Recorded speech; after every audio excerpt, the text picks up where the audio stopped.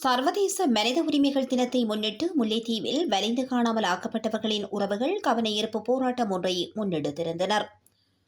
முல்லைத்தீவு மாவட்ட வலிந்து காணாமல் ஆக்கப்பட்ட உறவுகளின் சங்கத்தின் ஏற்பாட்டில் முல்லைத்தீவு மாவட்ட செயலகத்திற்கு முன்பாக இன்று காலை 10:30 மணியளவில் குறித்த கவனஈர்ப்பு போராட்டம் முன்னெடுக்கப்பட்டிருந்தது.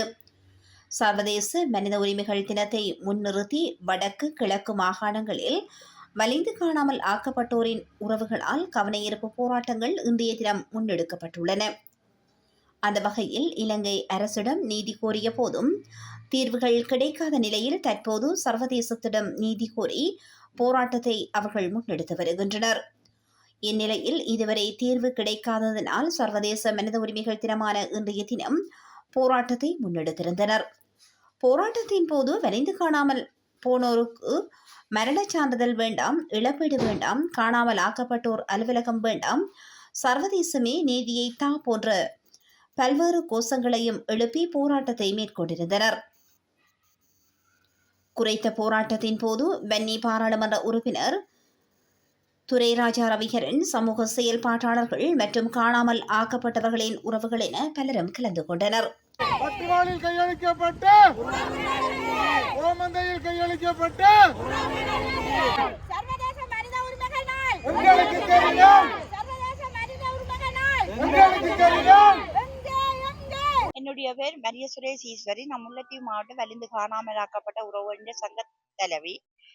இன்றைய நாள் முல்லைத்தீவு மாவட்டத்தில் சர்வதேச மனித உரிமைகள் நாளை வலிந்து காணாமலாக்கப்பட்ட நாம் கருப்பு நாளாக அனுஷ்டிக்கின்றோம். ஏனென்று சொன்னா இந்த இலங்கையில இதுவரைக்கும் சர்வதேச மனித உரிமைகள் நாள் என்று சொல்லி எமக்கு என்ன மனித உரிமைகள் கிடைக்கப்பட்டது, வடக்கு கிழக்கில் உள்ள தமிழ் இன மக்களுக்கு எந்த வகையிலும் உரிமைகள் கிடைக்கப்படவில்லை. அதே நேரத்துல வலிந்து காணாமலாக்கப்பட்டார்கள் சர்வதேசத்தை நோக்கி தொடர்ச்சியாக நாங்கள் எங்களுக்கான உரிமைகள், எங்களுக்கான உறவுகள் எங்களுக்கு கிடைக்க வேண்டும் என்று சொல்லி கோரிக்கைகளை வைத்துக் கொண்டிருக்கும் வேளையில அந்த மனித உரிமைகள் நாள் இன்றைய நாள் கூடி இந்த சர்வதேசம் எங்களுக்காக ஒரு சரியான தீர்வு தரவில்லை. இந்த வேளையில 300க்கும் மேற்பட்ட தாய்மார் 8 வருஷ போராட்டத்திலே இப்படி போராட்ட காலத்திலே இருந்து 300க்கும் மேற்பட்ட தாய்மார் இறந்திருக்கிறார். என்னன்னு தாய்மார் இறக்கும் வகையில நிக்கிறோம். இந்த நிலையில எமக்கான உரிமைகள் எமக்கு கிடைக்க மாட்டோம். இந்த புதிய அரசு வருகிறது சொல்லி சர்வதேசத்திலே இருந்து நிறைய பேர் எங்களுக்கு இந்த அரசிடம் இருந்து என்னத்தை எதிர்பார்க்கிறீர்கள் கேள்விகள் கேட்கப்பட்டவை. நாங்க சொல்லப்பட்டபடியும் இந்த அரசிடம் இருந்து எங்களுக்கு எந்த ஒரு தீர்வும் கிடைக்கப்பட மாட்டோம். அதே மாதிரி இந்த அரசும் எங்களை மழுங்கடிக்கிறது, எமது பிரச்சனைகளை மழுங்கடிக்கிறது.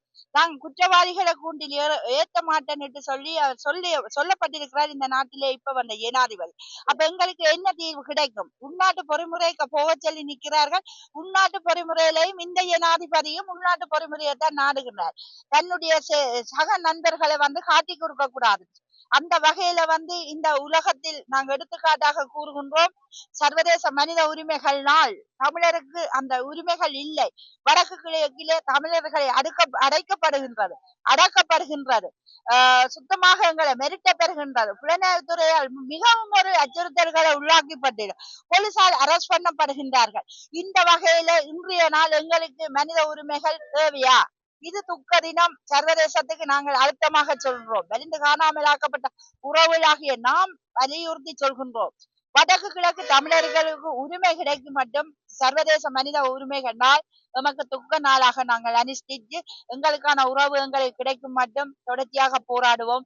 எந்த அரசு எங்களுக்கு அழுத்தம் தந்தாலும் நாங்கள் ஒரு தனி மனிதர் இருக்கும் மட்டும் இந்த போராட்டத்தை கைவிட மாட்டோம். எமது உறவு எமக்கு வேண்டும், சர்வதேசம் எமக்கு ஆதரவு தர வேண்டும் என்று இந்த வகையில நான் கேட்டுக்கொள்கிறேன். நன்றி. எங்களுக்கு தமிழீழம் தேவை என்று சொல்லி எங்களோட பிள்ளைலாம் நாட்டுக்காக போராடி, எங்களுக்கு கொண்டு உரிமை தேவைக்காக போராடி இன்னைக்கு அனைவரும் வீராட்சி அடைஞ்சிட்டாங்க. கல்லறைய கூட இந்த அரசாங்கம் எல்லாம் உடைச்சு கொடுத்தது. 2009 பிறகு எங்கள் காணாம போன எங்கள் உறவுகள், கையில படைத்த எங்கள் உறவுகள், அரசியல் கைதிகள் ஒரு வரையும் ஒரு தீர்மானம் எங்களுக்கு கொடுக்கவில்லை. இந்த சர்வதேசமும் கண்மூடி கொண்டிருக்கு. நாங்கள் இதெல்லாம் கேட்டு நாங்க அழுத்து போயிட்டோம். இப்ப ஜனாதிபதி கிருஷ்ணராஜ் அருணகுமார் அவரும் தங்கட வேலையெல்லாம் பார்க்கறத எங்கள் காணாம போன உறவுகளை தேடி கொடுப்போம், அரசியல் கைகளை விடுதலை செய்வோம் சிந்தனையும் இல்லை. நாங்கள் காலமெல்லாம் போராடி நாங்கள் கண்ணீர் வடித்து கொண்டுதான் இருக்கோம். ஆக கூடிய சீக்கிரத்துல ஐக்கிய நாடு சபை எங்களுக்கு இதை வந்து தீர்வு காணி கொடுக்கணும் எங்களுக்கு. பிறகு நாங்கள் 2010 இருந்து முகாமால வந்து எங்களோட பிள்ளைகளை தேடிக்கொண்டு கச்சேரிகள் ரோட்டுகள் தெருவுகள் எல்லாம் அலைஞ்சு ஐநா சபையை கேட்டு எங்களோட ஜனாதிபதிகளை கேட்டு பாராளுமன்றங்கள் போகாத கச்சேரிகள் எல்லா இடம் போய் கேட்காத ஆட்கள் ஒருவரும் இல்லை. ஒருவரும் எங்களுக்கு ஒரு கொஞ்சம் இலக்கம் கூட தெரியல. இப்ப எங்களுக்கு என்னண்டா ஐநா சபையும் ஒரு முடிவும் சொல்லல. நாங்கள் இப்ப என்ன கேட்கிறோம்டா எங்கட காணா போன பிள்ளைகளுக்கு புதுசா வந்த ஜனாதிபதி அனுரகுமார அவரைத்தான் நம்பி இருக்கிறோம். என்னண்டா எங்களுக்கு ஏதோ ஐநா சபையும் செய்யல எங்கட ஜனாதிபதியும் செய்வார் போல நம்பிக்கையெல்லாம் நாங்கள் இருக்கிறோம். எங்களுக்கு இப்ப ஒரு தீர்வு முடிவொண்டு தெரியல கிடைக்குமாண்டு. நாங்க தருவோம் தலைகாக்குமென்று சொல்லி நாங்க இறைவனை மண்டாடி எல்லா அம்மா மக்களும் மடிஞ்சு கொண்டு இருக்கிறோம். நாங்க இரவிலையோ பகல்லையோ நித்திரைக்கு போனாலும் எங்கட பிள்ளைகளையே நினைச்சு கொண்டு வாடிக்கொண்டு அழுது கொண்டு எங்கட வாழ்க்கை போகுது. நாங்க கால்கை எல்லாம் செயலிழந்துட்டது எங்களுக்கு. இனி எங்களால ஒன்றும் செய்ய முடியாது. நாங்க எங்கட புள்ளிகளை இறுதியில் இருந்தாலும் ஒரு எங்கட புள்ளிகளை பார்க்க வேணும் என்றுதான் நாங்கள் எதிர்பார்த்து கொண்டிருக்கிறோம். நாங்கள் இப்ப முதலாவதா நம்பிக்கொண்டிருக்கிறோம் எங்கட ஜனாதிபதி புதுசா பாராளுமன்றத்தில் ஏறின ஜனாதிபதி எங்களுக்கு ஒரு முடிவு சொல்லுவார் என்ற நம்பிக்கையுடன் இப்ப நாங்க நித்திரைக்கு செல்லுவோம். தங்களுடைய உறவுகளை வட்டுவால் பகுதியிலும் முகாம்களிலும் கடலிலும் இப்படியாக பல இடங்களில் வைத்து கைது செய்து கொண்டு போன இலங்கை இராணுவத்தினர் இன்று வரை அதற்கான தீர்வு திட்டங்களை அவர்களை ஒப்படைக்கவில்லை, அதற்கான தீர்வு திட்டங்களை வழங்கவில்லை என்ற கோரிக்கையோடு இந்த மக்கள் தொடர்ந்து வீதியிலே எங்களுடைய 8 மாவட்டங்களிலும் சேர்த்து இந்த மக்கள் அழுது கொண்டிருக்கின்றார்கள், வீதி வழியில் அழுது கொண்டிருக்கின்றார்கள். இவற்றை அரசாங்கங்களானது கண்டுகொள்ளவே இல்லை. அதற்கு ஒரு பூச்சாண்டி வேலைகள் காட்டுமா போல ஒவ்வொரு பூசி மழுகுமா போலதான் அவர்களுடைய பதில்கள் இருக்கின்றதை தவிர இதற்கான வேலைகள் ஒன்றும் நடக்கவில்லை.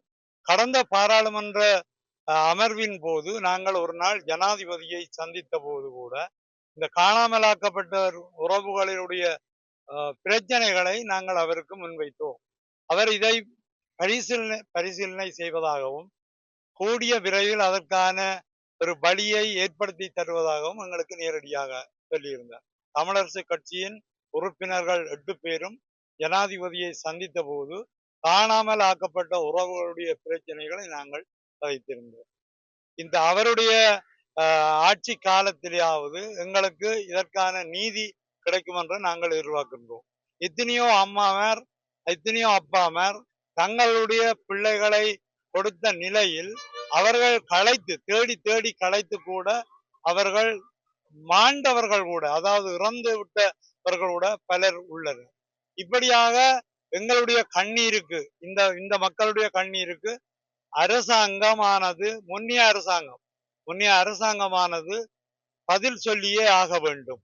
இந்த பதிலை இன்று வந்திருக்கின்ற அரசாங்கம் 159 பாராளுமன்ற உறுப்பினர்களோடு மிக பெரும்பான்மை பலத்தோடு அரசாங்கம் அமைத்து, அவர்களுக்கும் தெரியும் எங்களுடைய பலி. ஏனென்றால் அவர்களும் போராட்ட காலத்தில் ஒரு போராட்டத்தை செய்து தங்களுடைய நிலைப்பாடுகளை முன்னைய காலத்தில் அறிவித்திருந்தார்கள். அதற்கேற்ப இன்று அந்த மக்கள் கூடுதலாக அவர்களை தெரிவு செய்து விட்டிருக்கின்றார்கள். எங்களுடைய வலியை உணர்ந்தவர்களாக அவர்களை நாங்கள் பார்க்கின்றோம். அந்த உணர்வுக்கேற்ப தீர்வு திட்டம், அதாவது எங்களுடைய பிள்ளைகளை ஒப்படையுங்கள் அல்லது அதற்கான தீர்வை வழங்குங்கள் என்றுதான் நாங்கள் கேட்கின்றோம். இந்த மக்கள் எவ்வளவு காலத்துக்கு இப்படியே ரோட்டிலே இருக்கின்றது என்றதை கொஞ்சம் எட்டி பாருங்கள். நிச்சயமாக நாங்களும் தொடர்ந்து இதை பற்றி கதைத்து கொண்டே இருப்போம். இவர்களுக்குரிய தீர்வு கிடைக்க வேண்டும் என்று வேண்டி கேட்டுக்கொள்கிறேன். நன்றி.